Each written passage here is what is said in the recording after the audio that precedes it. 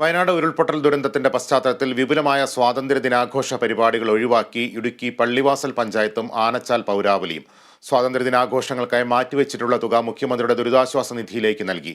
വയനാട്ടിലെ ദുരിതബാധിതർക്കൊപ്പം നിൽക്കുമെന്നും പള്ളിവാസൽ ഗ്രാമപഞ്ചായത്ത് president V Pratheesh Kumar പറഞ്ഞു. മുൻവർഷങ്ങളിൽ പള്ളിവാസൽ പഞ്ചായത്തും ആനച്ചാൽ പൗരാവലിയും സ്വാതന്ത്ര്യദിനാഘോഷം വളരെ വിപുലമായ രീതിയിൽ നടത്തിയിരുന്നു. 3000-ലധികം ആളുകൾ ആഘോഷത്തിന്റെ ഭാഗമാകുകയും ചെയ്തിരുന്നു.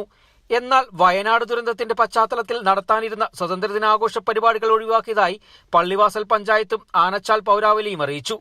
സ്വാതന്ത്ര്യദിനാഘോഷങ്ങൾക്കായി മാറ്റിവെച്ചിട്ടുള്ള തുക മുഖ്യമന്ത്രിയുടെ ദുരിതാശ്വാസ നിധിയിലേക്ക് നൽകി വയനാട്ടിലെ ദുരിതബാധിതർക്കൊപ്പം നിൽക്കുമെന്നും പള്ളിവാസൽ ഗ്രാമപഞ്ചായത്ത് പ്രസിഡന്റ് വി പ്രതീഷ് കുമാർ പറഞ്ഞു.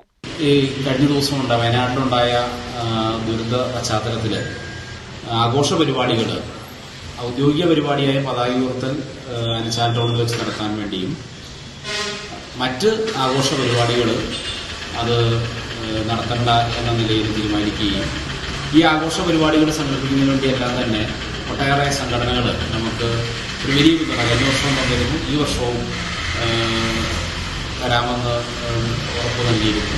അപ്പോൾ ആ സഹായങ്ങളെല്ലാം സംസ്ഥാന ഗവൺമെന്റിന്റെ ദുരിതാശ്വാസ നിധിയിലേക്ക് സംഭാവനയായി നൽകാൻ, മുഖ്യമന്ത്രിയുടെ ദുരിതാശ്വാസ നിധിയിലേക്ക് സംഭാവനയായി നൽകുവാൻ വേണ്ടിയാണ് നമ്മൾ ഇപ്പോൾ തീരുമാനിച്ചിരിക്കുന്നത്.